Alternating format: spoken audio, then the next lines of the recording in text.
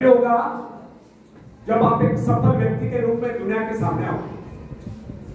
मगर यदि आप एक व्यक्ति के बाद दूसरे व्यक्ति के आगे हाथ फैलाना शुरू कर देंगे तो लोग आपको मंगता या भिखारी कहेंगे।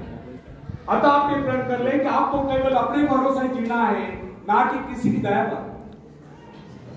क्योंकि बाहरी सहायता किसी किसी वक्त ही वरदान सिद्ध होती है, अधिकतर समय अभिशाप ही सिद्ध होती है। फ्रेंड्स, बाहरी सहायता मनुष्य की काम करने की गति को मंद करके शरीर में सुस्ती ला देती है। आप ऐसे लोगों से मदद कीजिए जो आपको जीवन में आगे बढ़ने की प्रेरणा देते। कुछ लोग एक बाजू एक पाव वाले होते हैं, फिर भी अपनी लगन अपनी मेहनत से अपनी जीविका चलाते हैं, फिर तो आप तो हटते कटते फिर आगे बढ़ने की कोशिश आप क्यों नहीं कर सकते। मैं एक ऐसे व्यक्ति को जानता हूं जिसका एक पैर किसी रेल दुर्घटना में कट गया था।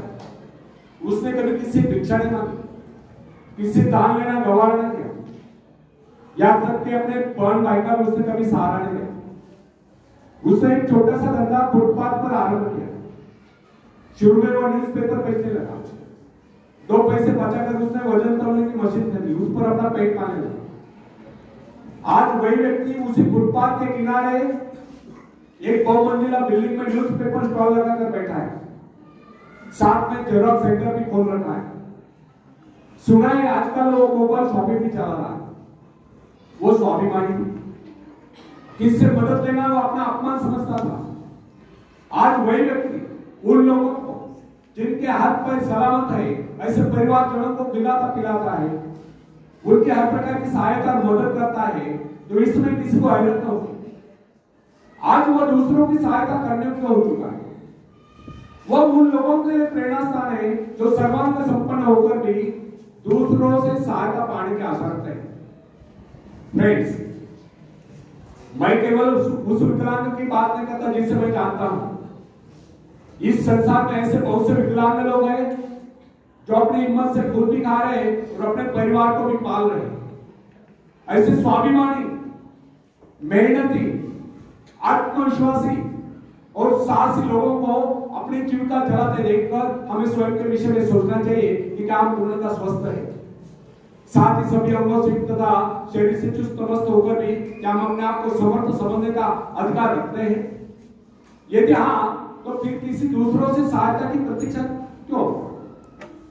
कोई भी स्वस्थ तथा सर्वांग संपन्न व्यक्ति तब तक अपने आप को समर्थ समझने का अधिकार नहीं रख सकता जब तक ये समझता वो किसी का अधिकार।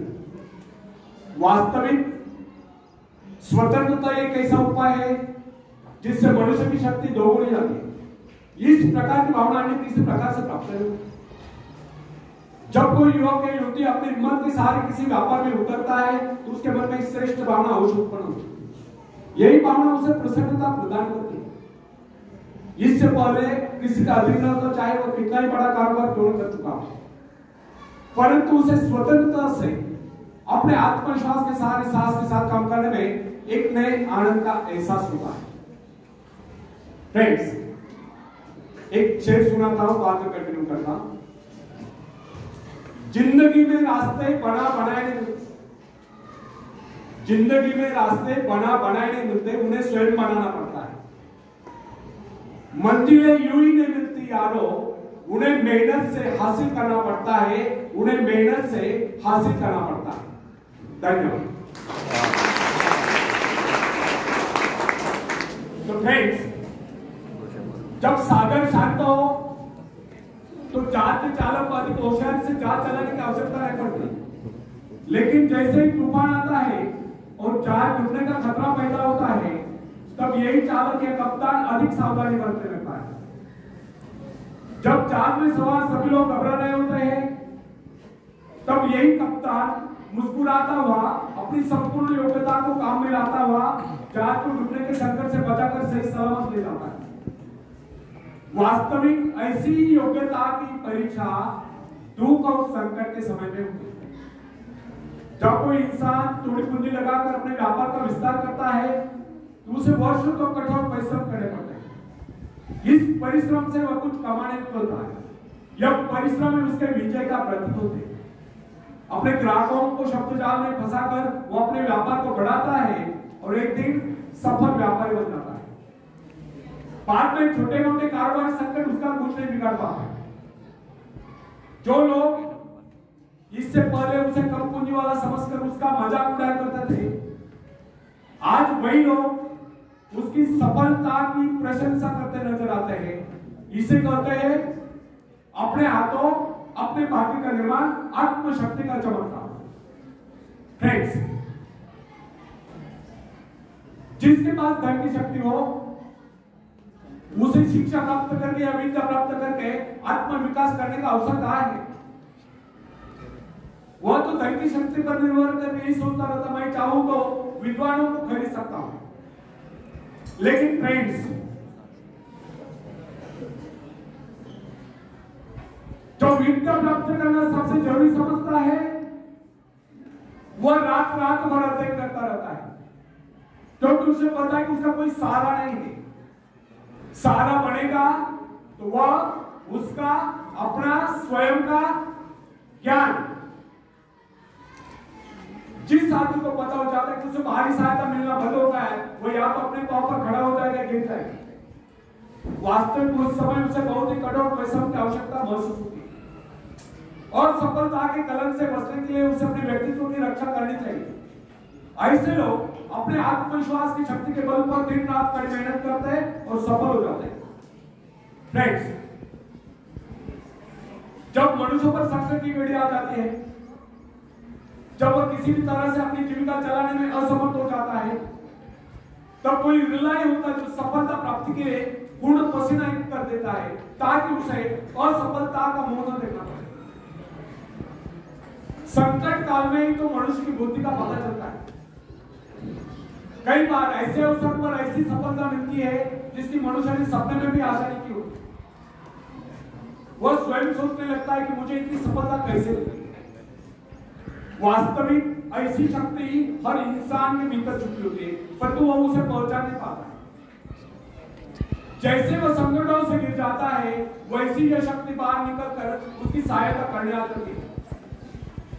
जो काम इससे पहले वह संभव समझ रहा था, वही काम पूरे हो जाते हैं। इसका कारण यह है, जब मनुष्य का जीवन चारों खतरों से गिर जाता है, तब उसे बाहर निकलने के लिए वह हाथ पैर मारना शुरू कर देता है और इस संघर्ष से उसकी बुद्धि तेज हो जाती है, उसमें प्राकृतिक नैसर्गिक शक्ति आ जाती है। फ्रेंड्स, अपनी जरूरतों की पूर्ति के लिए संघर्ष करना हम सभी का कर्तव्य है। संघर्ष से तो हमें सफलता मिलती है। जिनमें संघर्ष करने की इच्छा न हो, वो तो असभ्य और जंगली कहलाएगा। आवश्यकता तथा आवश्यक पदार्थों की दुर्लभता ही सदा से मानव जाति के विकास का कारण है। हर सभ्यता और संस्कृति का आधार श्रम और संघर्ष ही रहा। जो अपने लक्ष्य पाने में खो गया वही कुछ दे सका। कई वैज्ञानिक अपनी साधना में लीन होकर अपने लक्ष्य को पाने के संघर्ष में जूझते रहे। उनके परिवार जन अभावग्रस्त होकर भूखे मरते रहे, परंतु उन्होंने अपने उद्देश्य को प्राप्त करके चैन की सांस। जब उन्हें सफलताएं प्राप्त हुई तो लोगों को उनके आविष्कार यानी कि शोध बहुत बड़े आश्चर्य से प्रतीत हुए। फ्रेंड्स, आवश्यकता ही आविष्कार की जर्नी, शोध की जर्नी है। यह जरूरत का ही कमाल है जिसने मानवीय सभ्यता को कहां से कहां पहुंचा दिया। अश्म युग से संगणक युग, जरूरत की लक्ष्य का निर्धारण करते हैं। इसे पाने के लिए वैज्ञानिक तथा शोधकर्ता जी जान से छूट जाते हैं। मनुष्य की गुप्त शक्ति का पता उस समय चलता है जब कोई जरूरत आकर उसके सामने खड़ी होती है, उसकी पूर्ति के लिए वो संघर्ष करता है। मनुष्य की यह गुप्त शक्ति आपातकाल में प्रकट होती है। इसका सीधा अर्थ तो यह हुआ, यदि मनुष्य को किसी वस्तु की आवश्यकता ही न हो तो उसके आंतरिक शक्ति का अंत हो जाए। बाहरी सहायता लेने से भी इस आंतरिक शक्ति को बाहर निकलने का अवसर नहीं देता।